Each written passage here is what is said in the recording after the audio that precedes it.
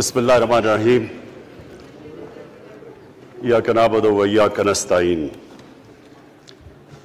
میں سب سے پہلے اپنی الائڈ پارٹیز، اپنے اتحادیوں کا دل سے شکریہ ادا کرتا ہوں کہ ابھی بھی اور ہر مشکل وقت میں جس طرح آپ میرے ساتھ کھڑے رہے ہیں، آپ کا بہت بہت شکریہ۔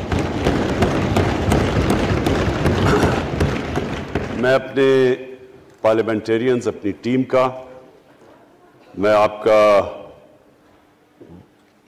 شکریہ ادا اس طرح کرتا ہوں کہ میں نے جو آپ کی کل شام کو جو آپ کے حالات دیکھے تو مجھے یہ احساس ہوا کہ آپ سب کو بڑے دل سے تکلیف تھی کہ جو ہمارا وہ سینٹ کا یہ ادھر حفیظ شیخ کے الیکشن میں جب ہارے ہیں، تو میں جو آپ سب کو دیکھا تو مجھے بڑا اچھا لگا، مجھے ایک ٹیم آپ میں نظر آئی، اور انشاءاللہ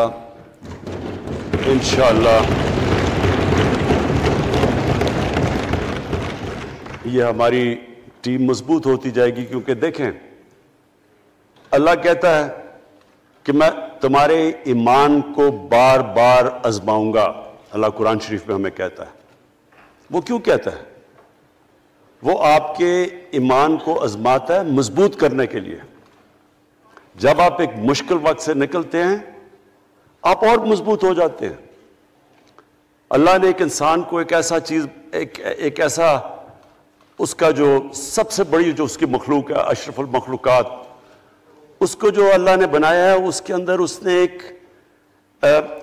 ایک کنڈیشن لگا دی ہے کہ اگر آپ نے بڑا انسان بننا ہے تو مشکل وقت کا سامنا کرو، ریزسٹنس کے ساتھ جاؤ۔ جسم ہمارا یہ ہے، جسم کو ہم بھاری ویٹ اٹھاتے ہیں، جسم تکڑا ہو جاتا ہے۔ ذہن کو جتنا ہم آزمائیں گے اور آزمائشوں میں ڈالیں گے، سب سے بڑا جو پاور ہاؤس ہے وہ ہمارا ذہن ہے، وہ اور تکڑا ہو جاتا ہے، انسان تکڑا ہو جاتا ہے۔ پارٹی بھی تب تکڑی ہوتی ہے جب وہ مشکل وقت سے نکلتی ہے۔ آپ نے کسی کو تباہ کرنا ہے تو اس کو آرام کی زندگی دے دو، وہ تباہ ہو جاتا ہے، ڈکے کر جاتا ہے انسان۔ تو میں اپنی پارٹی کو آج خراج تحسین پیش کرتا ہوں کہ آپ اس مشکل وقت سے نکلے۔ بڑے مجھے انڈیویجول ایم این ایز کا پتہ ہے کہ انہوں نے کتنی کوشش کی یہاں پہنچنے کے لیے، آج اس ووٹ کے لیے، تو میں اور مجھے کئیوں کی طبیعت بھی ٹھیک نہیں تھی، تو میں آپ سب کا آج شکریہ ادا کرتا ہوں۔ آج میں اپنی پارلیمنٹری پارٹی کے ساتھ بھی، اور جو میری عوام آج یہ دیکھ رہی ہے، میں اس کے سامنے جو بات رکھنا چاہتا ہوں وہ یہ کہ دیکھیں ہمیں یہ کبھی بھولنا نہیں چاہیے کہ یہ پاکستان کیوں بنا تھا۔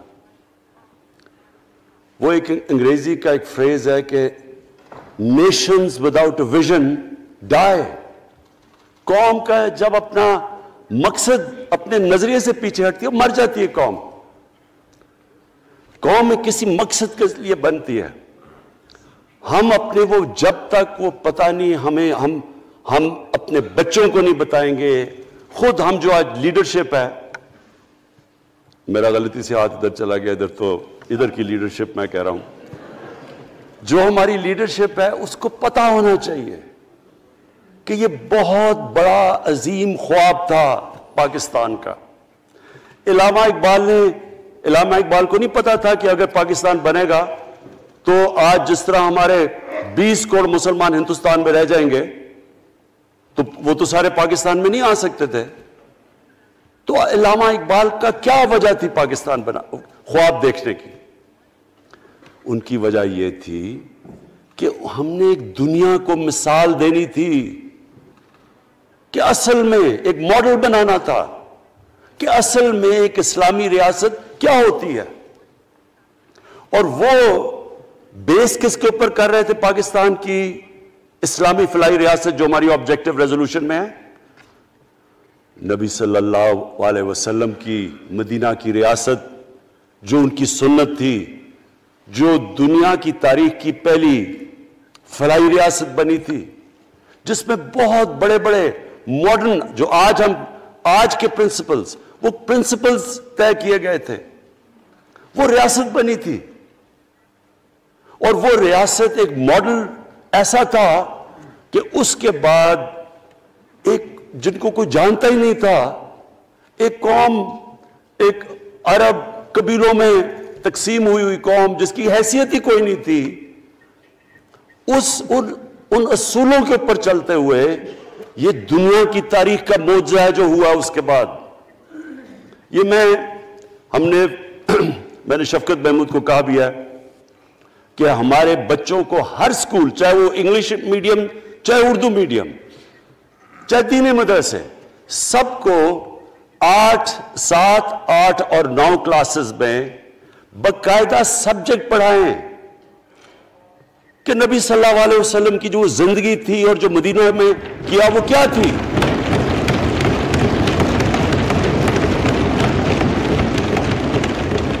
تاکہ ان کو پتہ چلے کہ اس ملک کا مقصد کیا تھا. بڑے لوگ جو پاکستان نہیں چاہتے تھے وہ کیا کہتے تھے؟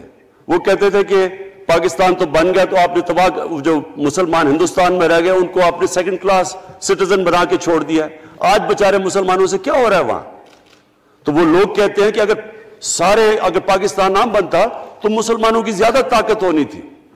ایک ہندوستان میں اس طرح مسلمانوں کا برا حال نہیں ہونا تھا جو آج ہے. یہ ایک آرگیومنٹ دی جاتی ہے. اور اگر ہم پاکستان کو جس مقصد کے لیے بنا تھا اگر ہم ادھر نہیں لے کے جائیں گے تو وہ ٹھیک کہہ رہے ہیں. یہ تو نہیں تھا کہ وہاں ٹاٹا برلا تھے جو اربوں پتی اور یہاں یہ شریف اور زرداری اربوں پتی بن جائیں. اس لیے تو نہیں پاکستان بنا تھا. یہ ایک بڑی ہمیں ری الائن کرنا چاہیے اپنے نظریے کی طرف. ہمیں اپنا رخ چینج کرنا چاہیے واپس کہ یہ بڑا عظیم خواب تھا پاکستان کا. اور وہ جو تاریخ تھی، وہ جو اصول انہوں نے سیٹ اپ کیے، جن لوگوں کی حیثیت ہی نہیں تھی، یہ تاریخ کا حصہ ہے کہ اس کے بعد انہوں نے دیکھتے دیکھتے 15، 20، 30 سالوں کے اندر دنیا کی امامت کی. صرف امامت ہی نہیں کہ وہ تو منگولیوں نے بھی دنیا بڑی جلدی سے فتح کر لی تھی. چنگیز خان نے بھی بڑی جلدی اس کی فوجوں نے فتح کر لی تھی. 100 سال کے بعد وہ ختم ہو گئے تھے. انہوں نے ایک دنیا کی عظیم سیولائزیشن، جو ٹاپ سائنٹسٹ تھے، سارے دنیا کے ٹاپ سائنسدان، ایک عظیم کلچر. اور سب سے بڑی بات جو میں یہ کہنا چاہتا ہوں، انہوں نے اخلاقیات، ایک مورل سٹینڈرڈ سیٹ کی دنیا میں.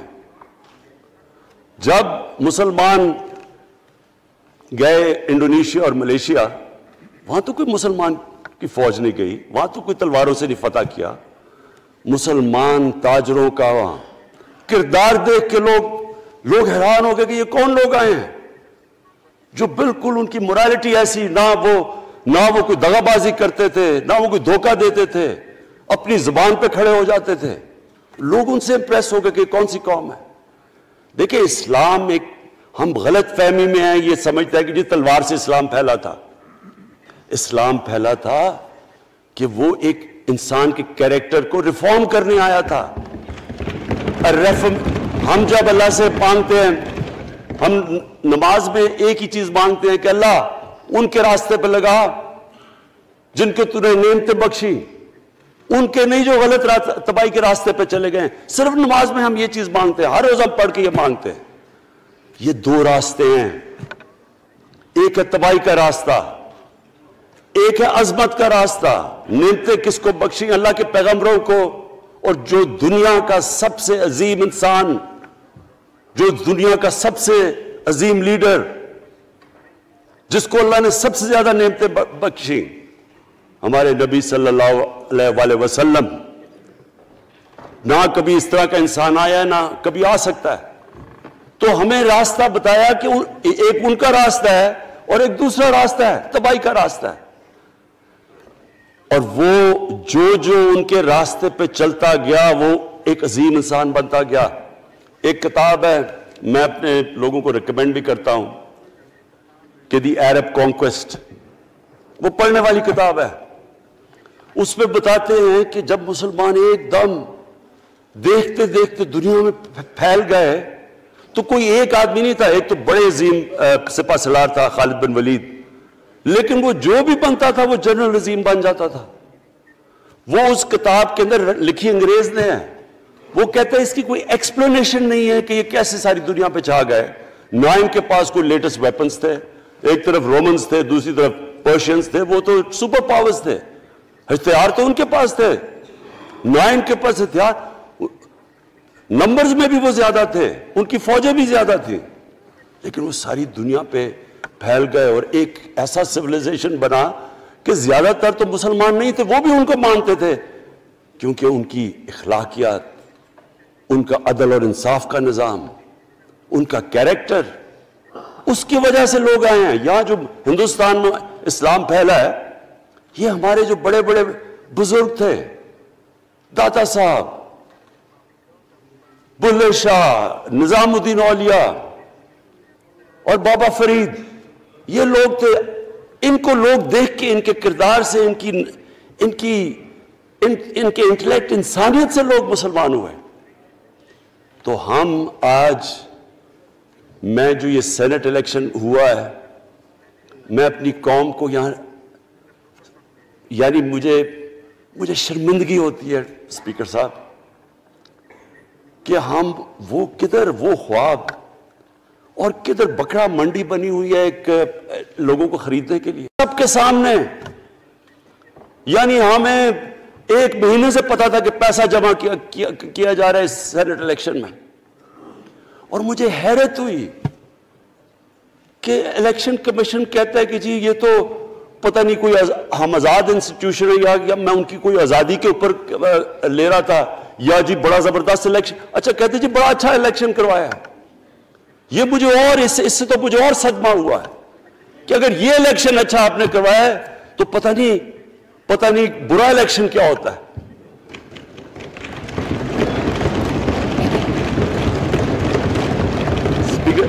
اسپیکر صاحب یہ دیکھیں، مجھے یہ افسوس یہ ہوتا ہے کہ ہم ایک چیز سمجھتے نہیں ہیں.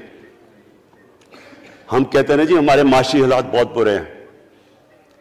دیکھیں جی ہماری ڈیفیسٹ تھے، یہ ہمارے کرنٹ اکاؤنٹ، یہ جو بھی ہم کہتے ہیں، قرضے چڑھے ہوئے ہیں. یہ جو قرضے چڑھے ہوئے ہیں یہ ایک بیماری کے سمٹمز ہیں. بیماری کچھ اور ہے. اخلاقی طور پہ ہماری قوم کو تباہ کیا ہے، پھر معاشی تباہی آتی ہے. آج مجھے ایک ملک کا بتا دیں جس کی اخلاقیات اوپر ہو، جن کے مورل سٹینڈرڈز اوپر ہوں اور وہ غریب ہو. ایک ملک مجھے بتا دیں، اور کوئی ملک مجھے بتا دیں جتنا مرضی پیسہ ہو، وسائل ہو، سب کچھ ہو، لیکن وہاں کی بھی جو لیڈرشپ کرپٹ ہو وہ مجھے بتا دیں کہ اس میں خوشحالی ہو. دیکھیں یہ ساتھ ساتھ جاتا ہے. اس وقت کیا ہوا تھا مدینہ کی ریاست میں؟ کیا انہیں کوئی سونا تیل مل گیا تھا؟ کیا ہوا تھا؟ کہ ان کے پاس کوئی پیسے آ گئے تھے؟ کیسے وہ اوپر اٹھ گئے تھے؟ کوئی انہوں نے قرضے لیے تھے؟ کس طرح اٹھے تھے اوپر؟ دنیا کے عظیم لیڈر نے ان کی اخلاقیات اٹھا دی تھی. صادق اور امین،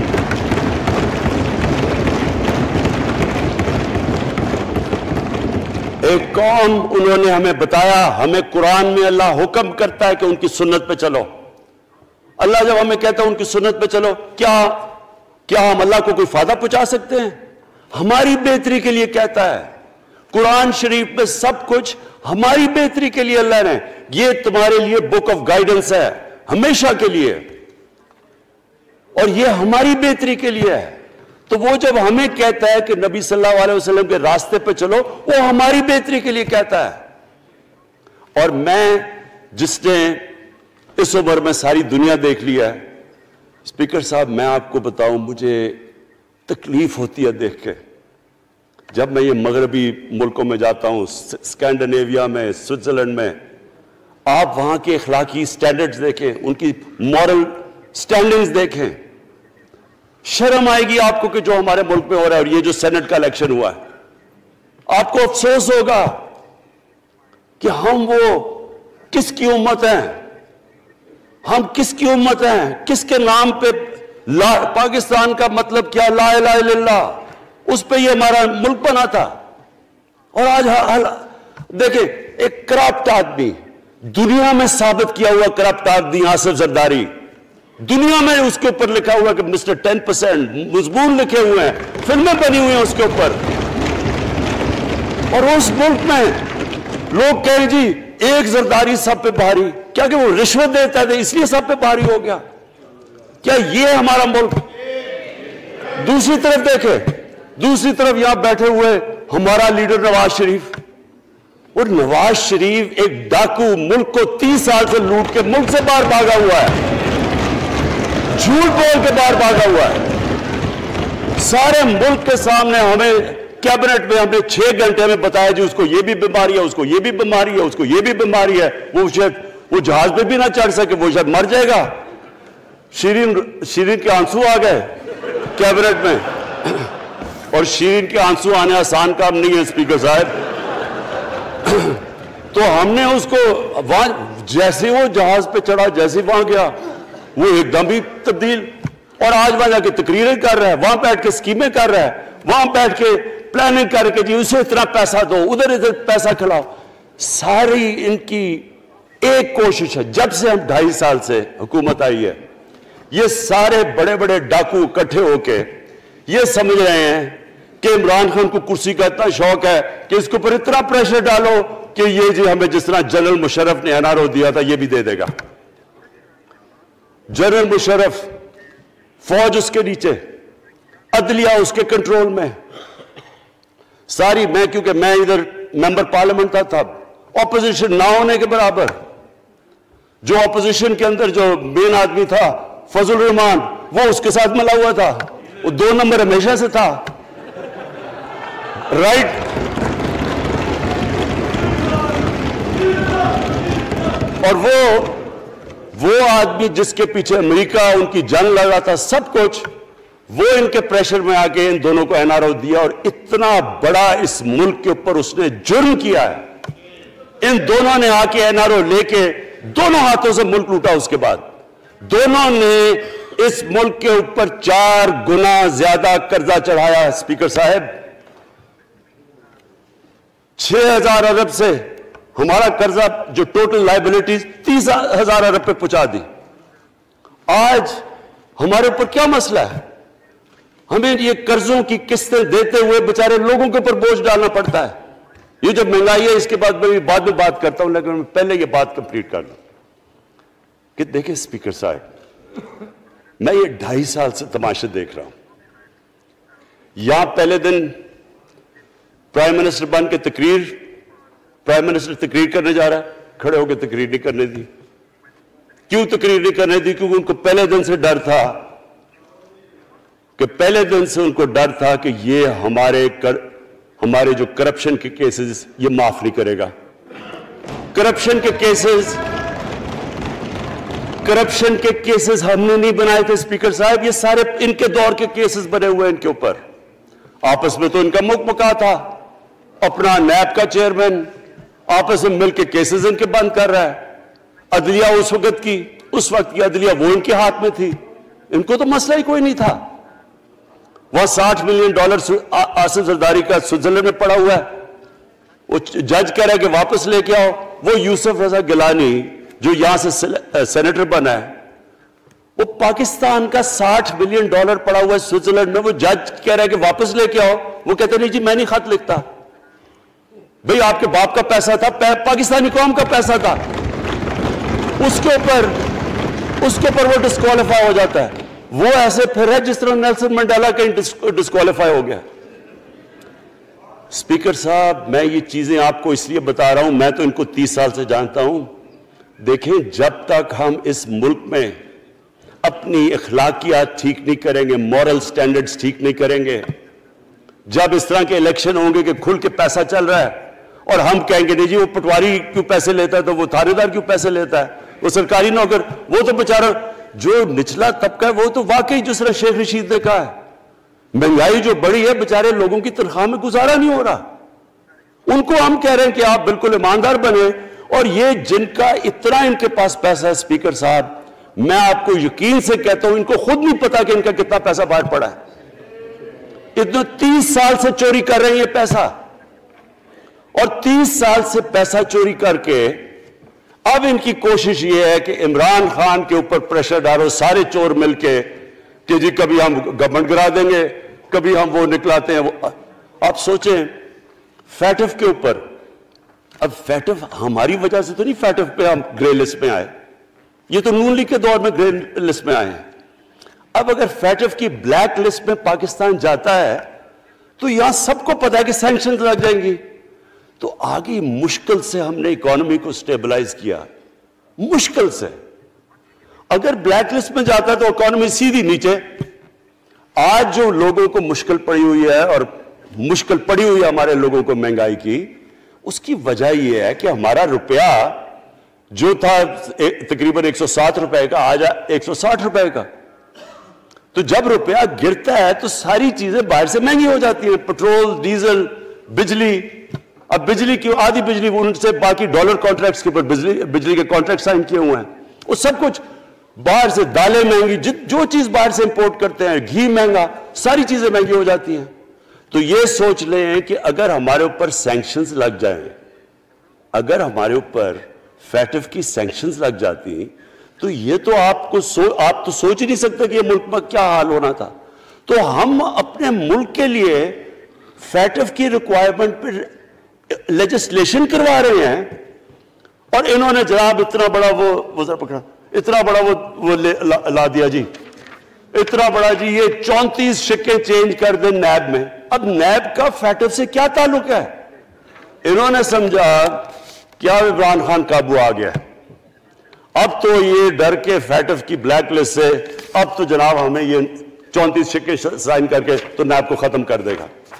مطلب یہ کہ صرف ان کی چوری کے کیسز ختم ہو جائیں، بس ون پوائنٹ ایجنڈا ان کا۔ اور میں نے آپ کو پہلے دن یہاں سے کہا تھا، پہلے دن یہاں کھڑے ہو کے میں نے کہا تھا کہ ان کا صرف ون پوائنٹ ایجنڈا، میں ان کو جانتا ہوں جب یہ سارے اپوزیشن میں میرے ساتھ تھے، ان کا صرف ایک خوف ہے کہ یہ این آر او نہیں دے گا، لہٰذا اس کو اتنا بلیک میل کرو، اور اب فیٹف کے اوپر تو یہ پھنس گیا ہے تو اب اس سے لے لو، اس سے کنسیشن لے لو تاکہ نیب ختم ہو جائے۔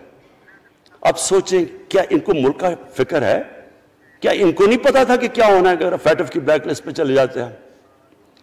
اس کے بعد انہوں نے جلسے کرنے کی کوشش کی، بڑا جی پبلک نکالیں گے ہم، مینار پاکستان کے اندر جلسہ۔ مینار پاکستان کا یہ جانتے نہیں، دیکھیں ان کے بھی آ گئے ایک شہزادہ ایک شہزادی جنہوں نے زندگی میں کبھی کام کیا نہیں ہے، نہ ان کو پتہ ہے کہ سٹرگل ہوتی کیا ہے۔ جناب مینار پاکستان خود ہی اخباروں کے اندر اپنے آپ کو پیسے خرچ کر کے اخباروں میں ذرا نمایاں کر کے جناب انہوں نے مینار پاکستان میں جلسہ کر لیا۔ اب میں تو جانتا ہوں مینار پاکستان، اور میں تو اپنے لاہور کو بھی جانتا ہوں، میں تو اپنے لاہور شہر کو بھی جانتا ہوں۔ وہ لاہور شہر ملک کا کوئی پیسہ چوری کیا ہو اس کے خلاف تو نکلائے گا، لیکن بڑے بڑے ڈاکو اگر وہ سمجھ رہے ہیں کہ اپنی چوری بچانے کے لیے لاہور شہر کو نکالیں گے تو وہی ہوا جو ان کے ساتھ مینار پاکستان میں ہوا۔ اب آ کے جو ڈاکٹر فہمیدہ مرزا نے بڑا اچھا آپ کو ایکسپلین کیا، انہوں نے بتایا کہ یہ کیوں ضروری تھا اوپن بیلٹ۔ انہوں نے بتایا کہ الیکشن کمیشن کی تو ریکوائرمنٹ ہے کہ آنسٹ ہو، فری اور فیئر الیکشن ہو۔ تو انہوں نے 2008 میں چارٹر آف ڈیموکریسی میں کہا ہوا کہ جی اوپن بیلٹ ہونی چاہیے، دونوں پارٹیز نے۔ اور اس کے بعد ایک دم وہاں سے دونوں سب ادھر سے بھاگ کے اور کہتے نہیں جی خفیہ بیلٹ ہونی چاہیے۔ میں نے تب کہہ دیا کہ خفیہ بیلٹ کا ایک مقصد تھا، سارے مل کے کوشش کریں گے کہ حفیظ شیخ کو ہرائیں، اور وہ جو آدمی جیتا ہے پاکستان کا کرپٹ ترین آدمی۔ میں ایک چیز آپ کو آج کہتا ہوں، یوسف رضا کے آپ صرف ایسٹس دیکھ لیں، پرائم منسٹر بننے سے پہلے تھے اور اس کے بعد کیا ایسٹس ہیں، بس ایک چیز دیکھ لیں، کوئی آپ کو کچھ کرنے کی ضرورت نہیں ہے، آپ کو پتا چلے گا اس نے کیا کیا اپنے زمانے میں۔ تو اس کو لا کے یہاں بٹھا کے تو جناب انہوں نے سارا پیسہ لگا کے, اور ہمیں سب پتا تھا کیا ہو رہا ہے, اور اس کو جا کے جناب انہوں نے ہروا دیا حفیظ شیخ کو. اب کیا پیغام گیا سارے ملک میں اس کا؟ میں نے کیوں یہ آج ووٹ آف کانفیڈنس لی ہے, اس کا کیا پیغام گیا دنیا میں؟ سارے لوگوں کے سامنے اوپن ہارس ٹریڈنگ, لوگوں کو راتوں کو کال کر رہے ہیں, یا میں تو خاص داد دینا چاہتا ہوں, میرے ممبرز بیٹھے ہیں, خواتین بیٹھی ہیں جن کو کالیں گئی ہیں رات کہ جی 2 کروڑ سے ریٹ شروع ہوگا, ہم آپ کو آگے پیسے دیں گے. ان کو ساروں کو پیسے آفر کر رہے ہیں. اور پھر اگر میں صرف الیکشن کمیشن کو ایک چیز کہنا چاہتا ہوں, آپ مہربانی کریں پاکستان کی ایجنسی سے صرف ایک سیکرٹ بریفنگ لیں, آپ ان کو اندازہ ہوگا کتنا پیسہ چلا اس الیکشن کے اندر, پتہ چلوائیں کیا ہوا اس الیکشن میں, تاکہ آپ اس طرح کی سٹیٹمنٹ نہ دیں کہ جی ہماری کوئی آزادی ختم کر رہی ہے. میں آپ کی آزادی ختم کر رہا ہوں یہ کہہ کے آپ کہ یہ جو الیکشن میں ہوا ہے. اسپیکر صاحب, میں آج اس اوکیزن کے اوپر, کیونکہ مجھے اس پہ کافی, میں 2.5 سال یہ بڑی چیزیں برداشت کرتا رہا ہوں, اور میں اس لیے صبر سے کرتا رہا ہوں کیونکہ ملک اتنا ہمارا مشکل میں ہے. جو ہمیں ٹائم ملا جب میری گورنمنٹ آئی, میں آپ کو یقین سے کہتا ہوں کہ ساری زندگی میری تو سٹرگل میں گزری. جو بھی آپ انسان کسی چیز میں کمپیٹ کرتا ہے, اگر آپ نے ملک میں اپنے سب سے ٹاپ 11 کھلاڑیوں میں پہنچنا ہے تو ایک بہت سارے ملک میں مقابلہ کر کے آپ وہاں پہنچتے ہیں, اس میں بڑی سٹرگل ہوتی ہے, اونچ نیچ ہوتی ہے بڑی. اور پھر اگر آپ کو دنیا کے لیول پہ آپ کو اپنا, اگر آپ نے آپ کو منوانا ہے, اس کی اور ایک سٹرگل ہوتی ہے. اور میری اس سے زیادہ بڑی سٹرگل تھی کہ ایک آدمی جا کے ہاسپٹل بنانے کی کوشش کرے, اور وہ بھی کینسر ہاسپٹل, تو ایک وہ بہت بڑی سٹرگل تھی. پھر پالیٹکس میں لمبی سٹرگل رہی ہے, اکیلا تھوڑا سے لوگوں کے ساتھ شروع ہوا تھا, اور سٹرگل کر کے 14-15 سال تو مذاق اڑتا تھا میرا, سارے ہنستے تھے جب نام سنتے تھے میرا. تو ایک سٹرگل کر کے یہاں پہنچا ہوں. جو یہ 2.5 سال میں اسپیکر صاحب میں نے سٹرگل کی ہے, یہ میری زندگی کی سب سے مشکل سٹرگل تھی. اور کیوں مشکل تھی؟ کیونکہ جو یہ 10 سال میں اس کو ڈیکیڈ آف ڈارکنس کہتا ہوں, ایک ایک انہوں نے ادارہ تباہ کیا. صرف 10 سال پہلے اداروں کے حال دیکھ لیں, کوئی ادارہ اٹھا لیں, پی آئی لے لیں, ریلوے لیں, سٹیل مل 8 ارب روپے کا پروفٹ لے کے بیٹھی ہوئی تھی. 8 ارب روپیہ سٹیل مل میں پروفٹ تھا جب تک کہ زرداری نے ہاتھ نہیں مارا اس کو. اپنا وہ ریاض لال جی فرنٹ مین رکھ کے ہمارے سامنے, میرے پاس آئے لوگ چیمبر والے, انہوں نے کہا جی یہ سٹیل مل سستی بلٹس اس کو بھیجا, اس کے تھرو پیسے دے رہا ہے, وہ سٹیل مل آج بند پڑی ہے. ایک ایک ادارہ انہوں نے تباہ کیا, بھرتیاں کی لوگوں کی. وہ ادارے اتنے بڑے بڑے ہو گئے ہیں کہ وہاں پینشنز ہی اتنی آ گئی ہے کہ کچھ بچتا نہیں ہے سیلریز اور پینشن کے بعد کے ادارے کو ٹھیک کر سکے. ایک ایک ادارہ تباہ کیا. ملک کا سب سے بڑا جو کرنٹ اکاؤنٹ ڈیفیسٹ, جس کے اوپر سارا پریشر پڑتا ہے, اگر آپ کا کرنٹ اکاؤنٹ یعنی کہ ڈالر زیادہ ملک سے باہر جا رہے ہیں اور کم اندر آ رہے ہیں تو پریشر روپے پہ پڑتا ہے, وہ گر جاتا ہے. تو وہ میں آپ کو بتا, جب روپیہ گرتا ہے تو غربت پھیل جاتی ہے ملک میں.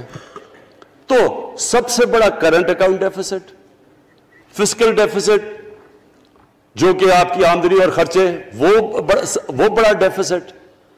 سارے ادارے خسارے میں. پاور کانٹریکٹس جو انہوں نے سائن کیے اسپیکر صاحب, یہ عمر ایوب آپ کو بتائے گا, وہ یعنی ایسے لگ رہا تھا کہ کسی دشمن نے آ کے ایک ملک کو نقصان پہنچانے کے لیے پاور کانٹریکٹ سائن کیے. ان کے اندر وہی پاور پروجیکٹس آپ کہیں اور دیکھ لیں, کسی اور ملک میں, بلکہ اپنے ملک میں دیکھ لیں, اور وہ دیکھیں کہ انہوں نے کس پیسے بنائے, وہ کس پیسے پہ.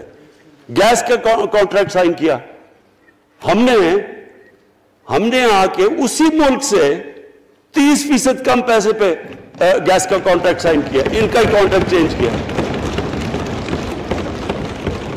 ساری گورنمنٹ, جب اوپر سے پرائم منسٹر لگا ہوا پیسے بنانے, پرائم منسٹر ایک نوکری کر رہا ہے کس کے لیے؟ ایک دبئی کی کمپنی کے لیے. کبھی دنیا میں سنا ہے اس طرح؟ کبھی یہ مذاق سنا ہے جی کہ ملک کا پرائم منسٹر کسی دنیا کو دبئی کی کمپنی کے اندر نوکری کر رہا ہے؟ ادھر سے یہاں ڈیفنس منسٹر, ان کا فورن منسٹر, وہ دبئی کی کمپنی سے نوکری کر رہا ہے. اور وہ ایک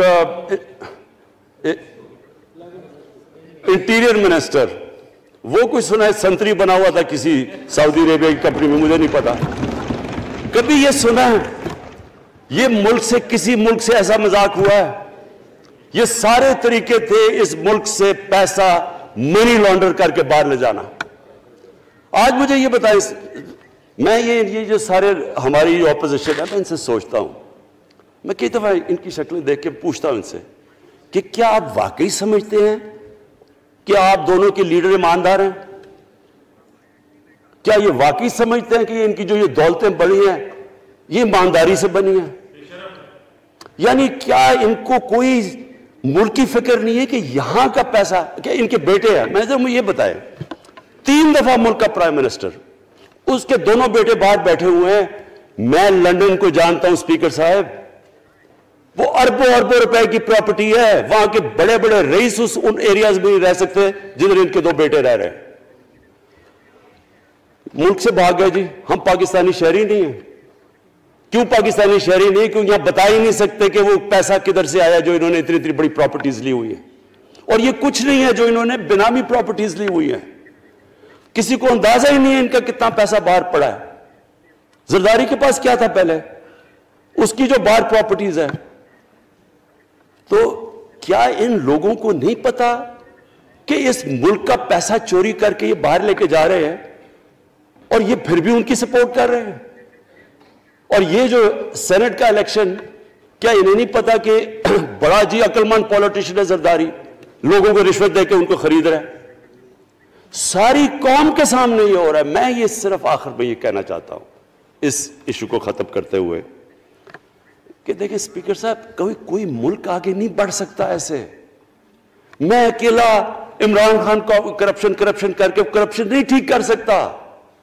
میں عدلیہ کو کیا کیسز تو عدلیہ میں یا نیب کے اندر ہے، میرا تو ان کے اوپر کوئی کنٹرول نہیں ہے. میں آج پاکستان کی عدلیہ کو اور نیب کو، جو آپ کو میری گورنمنٹ سے مدد چاہیے ہے کنوکشنز کرنے کے لیے، ساری چیزیں ایک طرف، یہ اس ملک کا سب سے بڑا مسئلہ ہے. جب تک آپ لوگوں کو سزا ہی نہیں دیں گے،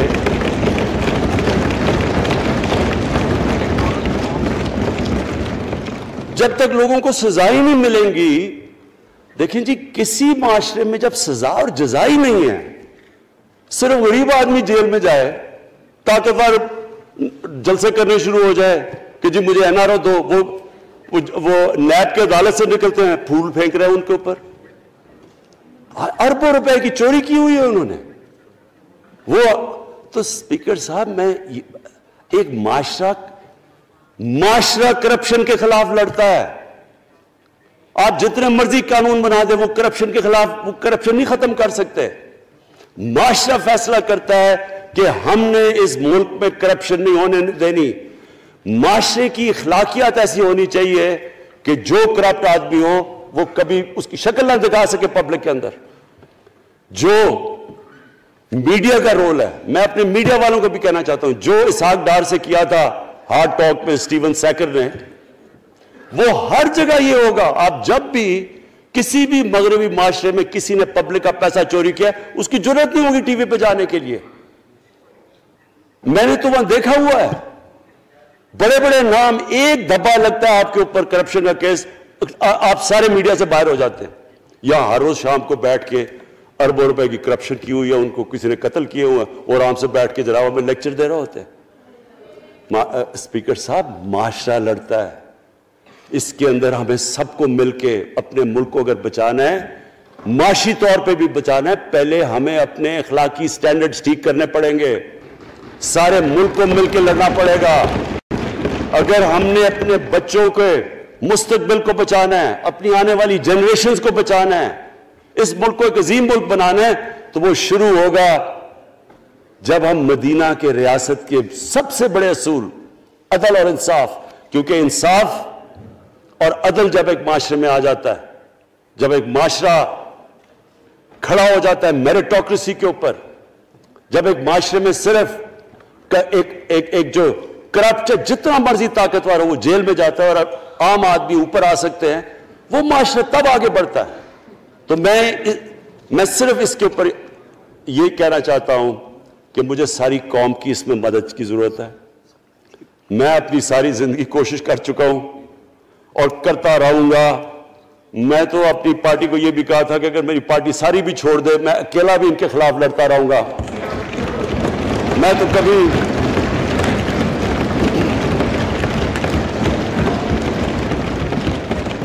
اسپیکر صاحب آخری گیند تک لڑنے والا کیپٹن تھا. آخری گیند تک لڑوں گا, وہ تو کبھی میں ہار مانوں گا نہیں. لیکن یہ وقت آ گیا ہے کہ ملک کو اپنے آپ کو بچانا ہے. آنے والی جنریشنز کو ہم نے بچانا ہے. ہم تب تک نہیں کر سکتے انفارچونیٹلی جب تک ہم سب مل کے فیصلہ کریں کہ یہ جو اوپر بیٹھے ہوئے ہیں جنہوں نے 30 سال سے ملک کو چوری کر رہے ہیں, ان کو ہم بجائے وہ صحافی جا کے کہہ رہے ہیں جی ہائی کورٹ کے اندر کی جی اس کو تقریر کرنی دینی ہے. وہ نیلسن منڈیلا جو باہر بیٹھا وہ تقریر کرنا چاہیے جی. پتہ نہیں عوام کو سننا چاہیے کہ وہ یہاں سے بھاگا کیسے, اس کے پیسے کیسے. یعنی کہ میں حیران ہو گیا تب. اور اب اسپیکر صاحب میں صرف مختصر بات کر دوں آگے کی. دیکھیں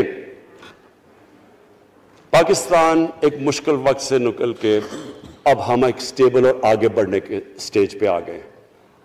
ہماری اللہ کا شکر ہے.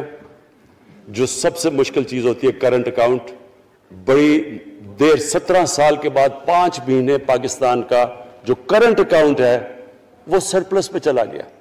یعنی ہمارے جتنے ملک میں ڈالرز آ رہے ہیں اور جتنے باہر جا رہے ہیں اللہ کا کرم ہے زیادہ ڈالرز آ رہے ہیں. ہمارا روپیہ خود ہی, ہم پیسے نہیں لگا رہے اس کو, خود روپیہ سٹرینتھ گین کر رہا ہے.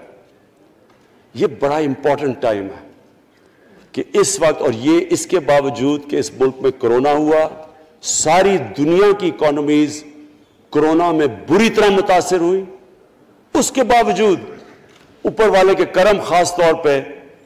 اور میں کہوں گا کہ ہماری جو ٹیم تھی, ہمارا جو جس طرح ہم نے مانیٹر کیا اور جس طرح ہم نے ڈیٹا بیس گیدر کیا اور ہم نے ہر ایک چیز فالو کر کے ہم نے جیسے اپنے لوگوں کو بچایا ہے. میں خاص طور پہ اپنی ٹیم یاسد عمر اور ہماری جو ٹیم تھی اپنی ڈاکٹر فیصل میں ان کو خاص طور پہ خراج تحسین پیش کرتا ہوں. تو اس مشکل وقت سے بھی آپ دنیا میں دیکھیں اور جس طرح پاکستان نکلا.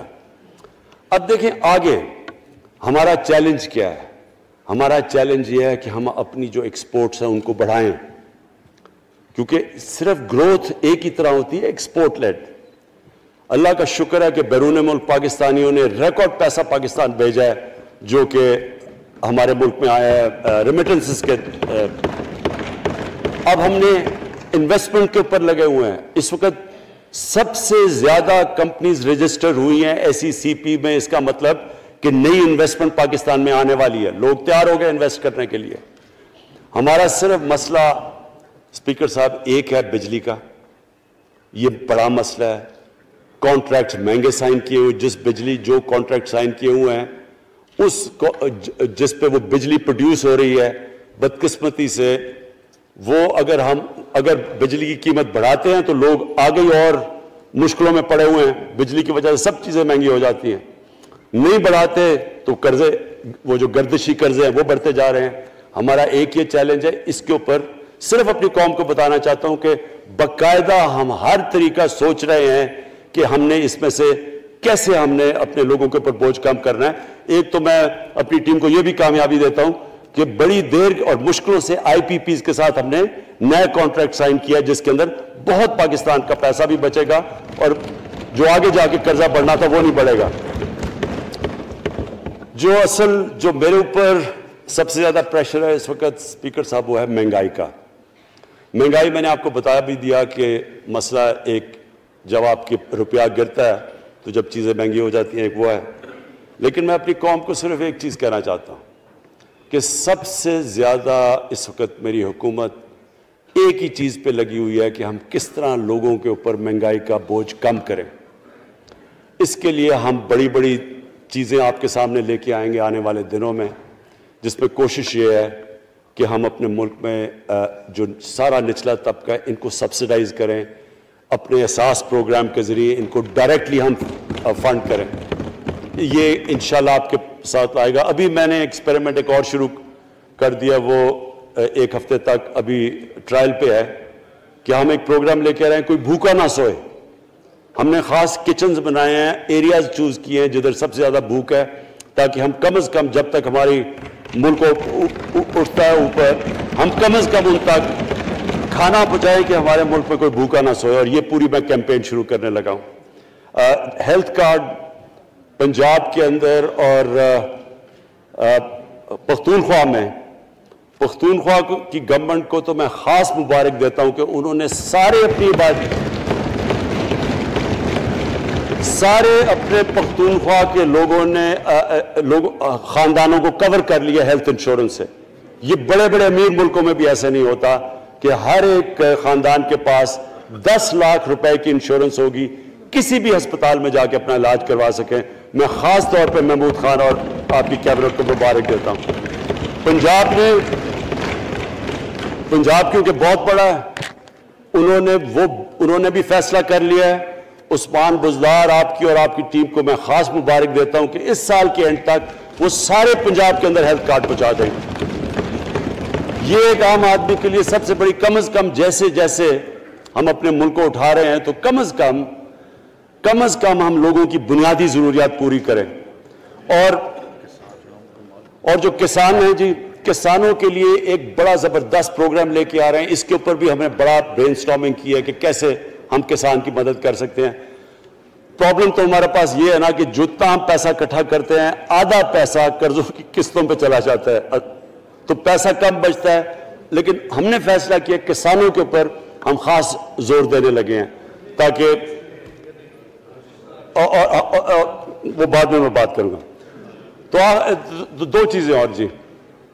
دیکھیں, میں قوم سمجھتی ہے نا کہ اب ہم کیسے یہ جو قرضے ہمارے اوپر چڑھے ہوئے ہیں ان سے کیسے نکلنا ہے. اس سے صرف ایک ہی طریقہ نکلنے کا کہ ہم اپنے ملک میں دولت کے اندر اضافہ کریں, ویلتھ کریشن کریں. اس کے لیے ہم کیا کرنے جا رہے ہیں؟ اس کے لیے ہم نے میگا پروجیکٹس بنائے ہوئے ہیں. ایک ہے راوی سٹی لاہور, دوسرا اس وقت ایک والٹن کے اوپر ایک ہم بزنس سینٹر بنانے لگے ہیں لاہور کا, وہ بہت میگا پروجیکٹ ہے. اور پھر تیسرا جو ہے ایک جزیرہ بنڈل آئلینڈ کراچی سے تھوڑے 1-2 کلومیٹر کے فاصلے پہ. ان سے یہ کیوں کرنے جا رہے ہیں؟ میں صرف لوگ سمجھیں کہ کیوں. ایک تو یہ ہمارے شہر پھیلتے جا رہے ہیں, جتنا شہر پھیلتا جائے گا نہ آپ ان کو سیوریج دے سکتے ہیں, نہ پانی دے سکتے ہیں, نہ صفائی کر سکتے ہیں. تو جو دنیا کے ماڈرن سٹیز ہیں وہ اوپر جاتے ہیں, یعنی وہ بلڈنگ اوپر جاتی ہے, بجائے اگر آپ پھیلتے جائیں تو مشکل ہو جاتا ہے سرو کرنا. تو ایک تو ماڈرن سٹیز پہلی دفعہ بنا رہے ہیں پاکستان میں اسلام آباد کے بعد. ایک وہ راوی سٹی, وہ بہت ضروری ہے. اس سے لاہور کا جو پانی نیچے جاتا جا رہا ہے وہ ہم وہاں بیراج بنا کے پانی اس کا بچانے لگے ہیں. اور دوسرا ماحولیات کے لیے وہاں ہم بہت بڑے پیمانے پہ اربن فارسٹ اور درخت اگانے لگے ہیں, کیونکہ وہاں لاہور میں بہت بڑا پرابلم ہے اس کا. وہی بنڈل آئلینڈ کا بھی مقصد یہ ہے کہ وہاں سارا سیوریج جا رہا ہے کراچی کا, اس کی سیوریج کو ٹریٹ کریں اور ایک ماڈرن سٹی بنائیں, بجائے کراچی پھیلتے پھیلتے حیدرآباد پہنچ جائے. ایک پوری اوپر سٹی بنائیں جو ایک ماڈرن سٹی ہو. تو لیکن اس کا اصل مقصد یہ ہے کہ اس سے پیسہ جنریٹ ہوگا, اربوں کھربوں روپیہ ہم جنریٹ کریں گے, اور اس پیسے سے ہم پھر یہ قرضے واپس کریں گے. اور دوسری چیز, باہر سے انویسٹمنٹ آئے گی. بیرون ملک پاکستانی جو سب سے بڑا ملک کا احساس ہے, وہ باہر آ کے وہ ان کے اندر انویسٹ کرنے کے لیے تیار ہے, ان بڑے بڑے پروجیکٹس کے اندر. اور جیسے فورن ایکسچینج آئے گا ہمارے ریزروز بڑے ہوں گے, ہمارا روپیہ سٹیبل ہوگا, اور اس سے جو ویلتھ کریشن ہوگی اس سے ہم پھر اپنے قرضے واپس کریں گے. اس کے علاوہ 50 سال کے بعد 2 بڑی ڈیمز بن رہی ہیں پاکستان کی تاریخ میں. صرف 2 بڑی ڈیمز تھیں, اب یہ 2 اور بادشاہ ڈیم اور مومن ڈیم بنا رہے ہیں.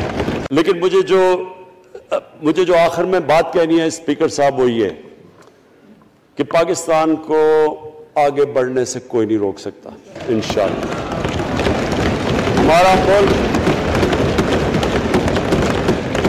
ہمارے ملک میں, کیونکہ میں شاید ہی لوگ اتنا اپنے ملک کو انہوں نے اس طرح دیکھا جیسے میں نے سارا ملک پھیرا ہوا ہوں.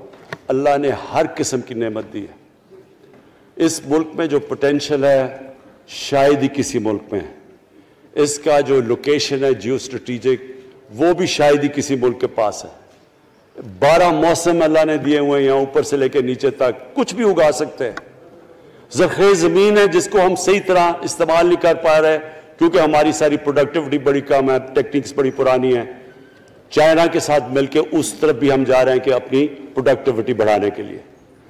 اس ملک کے اندر سب سے بڑی چیز ایک نوجوان آبادی ہے.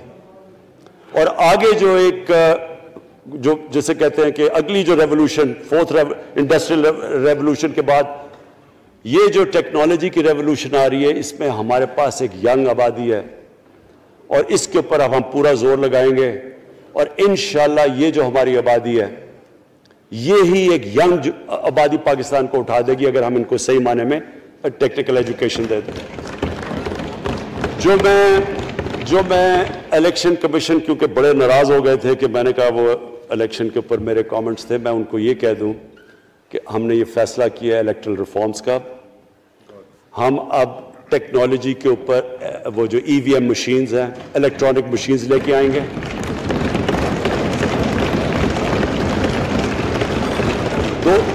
دو چیزیں کر رہے ہیں. اوورسیز پاکستانیز کے لیے آپ پورے لگے ہوئے ہیں کہ اوورسیز پاکستانیز بھی ووٹ ڈال سکیں, اور دوسری چیز الیکٹرانک مشینز لے کے آ رہے ہیں. اور کیونکہ یہ الیکٹرانک مشینز کے بغیر ہمیں الیکشنز نہیں کرنے چاہیے, نہیں تو جو ہارتا ہے وہ کہتا جی داندلی ہو گئی. ہم نے اس طرح کا سسٹم لے کے آ رہے ہیں کہ امریکہ کے اندر جب ڈونلڈ ٹرمپ نے کہا کہ الیکشن میں داندلی ہوئی ہے, سارے انہوں نے جب الیکشن کھولا تو ایک بھی وہ نہیں ثابت کر سکے داندلی ہوئی کیونکہ الیکٹرانک مشینز تھی, ان کے پاس وہ سسٹم تھا. انشاءاللہ وہ سسٹم لے کے آ رہے ہیں تاکہ ہمیشہ کے لیے آگے سے یہ چیز ختم ہو جائے کہ جو ہارا تھا وہ ہار مانے گا, جو جیتے گا وہ جیت. جس طرح کہ انشاءاللہ ہماری حکومت کرے گی, جس طرح کہ ایز کیپٹن پاکستان دنیا کی کرکٹ کی تاریخ میں پہلی دفعہ نیوٹرل امپائرز میں لے کے آیا تھا. بہت بہت شکریہ.